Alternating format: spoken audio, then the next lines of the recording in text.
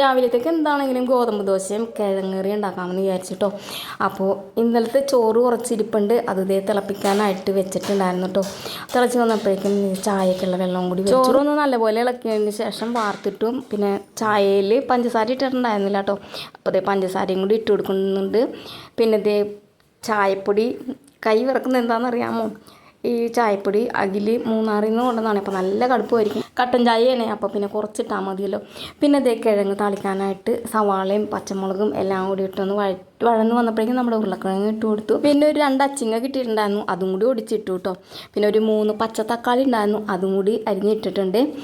പിന്നെ അതേ നമ്മുടെ ദോശയ്ക്കുള്ള മാവ് കുഴയ്ക്കാൻ പോവുകയാണ്. അപ്പോൾ പൊടി അരിച്ചെടുത്തിട്ട് അതിലേക്ക് പാകത്തിനുള്ള ഉപ്പും ഒരു 2 കോഴിമുട്ടയും കൂടി പൊട്ടിച്ചിടുന്നുണ്ട്. പിന്നെ ആവശ്യത്തിനുള്ള വെള്ളം കൂടി ഒഴിച്ചിട്ട് നല്ലപോലെ കുഴച്ചെടുക്കുന്നുണ്ട്. അപ്പോൾ ഇതേ നമ്മുടെ ദോശമാവ് ഇവിടെ റെഡി ആയിട്ടുണ്ട്. അതവിടെ മൂടി വെച്ചിട്ട് കട്ടൻ ചായ തിളച്ച് റെഡി ആയിരിപ്പുണ്ടല്ലോ, അത് എനിക്ക് മോനുള്ളത് ഗ്ലാസ്സിലേക്ക് തണുക്കാനായിട്ട് ഒഴിച്ച് വെക്കുവാണ്. അപ്പോൾ ചായ അവിടെ നിന്ന് ആറട്ടെ കേട്ടോ, ഞാൻ ഓടിപ്പോയി ബ്രഷ് ചെയ്തിട്ട് വരാവേ. പിന്നെ നമ്മുടെ കറിയും അവിടെ നിന്ന് സെറ്റ് ആയിക്കോളും, വെന്ത് റെഡി ആയിക്കോളും. അങ്ങനെ ഞാൻ ബ്രഷ് ചെയ്യാൻ പോയപ്പോഴേക്കും മോൻ അവൻ്റെ ചായ എടുത്തുകൊണ്ട് പോയി കേട്ടോ. പിന്നെ ഞാനും ബ്രഷ് ചെയ്ത് വന്നു. അപ്പോഴേക്കും എന്തേ നമ്മുടെ കറി ഒരുവിധം വെന്തിട്ടുണ്ട്.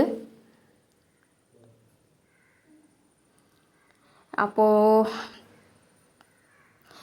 ഞാൻ കയ്യിലും കൊണ്ട് നല്ലപോലെ കിഴങ്ങ് ഉടച്ചു കൊടുക്കുന്നുണ്ട് കേട്ടോ. പിന്നെ എൻ്റെ മോനെ പറ്റിക്കാൻ വേണ്ടി കുറച്ച് ചിക്കൻ മസാലയും കൂടി ഇട്ട് കൊടുക്കുന്നുണ്ട്. അപ്പോൾ ചിക്കൻ കറി ആണെന്നും പറഞ്ഞുകൊണ്ട് മോൻ കഴിച്ചോളുമല്ലോ. എല്ലാ ചിക്കൻ കറിയുടെ സ്മെല്ല് വരുമ്പോൾ ആ ഒരു ഇതിൽ അവൻ കഴിച്ചോളും.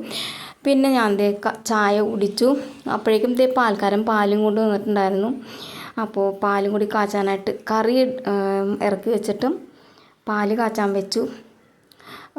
പിന്നെ ആ കറി അപ്പോൾ തന്നെ ഒരു ബൗളിലേക്ക് മാറ്റിയിട്ടും ആ പാത്രം നമ്മുടെ ചീനച്ചട്ടി തേക്കാനായിട്ട് ഇട്ടു കേട്ടോ. എന്നിട്ട് ആ പാത്രങ്ങളെല്ലാം കുറച്ച് പാത്രങ്ങളുണ്ടായിരുന്നു, അതൊക്കെ തേച്ചെടുത്തു. അപ്പോഴേക്കും പാല് തിളച്ച് വന്നിട്ടുണ്ടായിരുന്നു.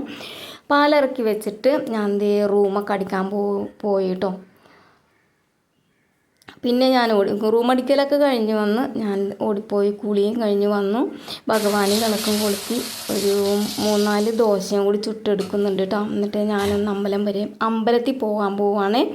മോനുള്ള ദോശയും കറിയൊക്കെ എടുത്ത് വെച്ചിട്ട് ഞാൻ പോവാണ് കേട്ടോ. അപ്പം ഇനി പോയി വന്നിട്ട് കാണാമേ.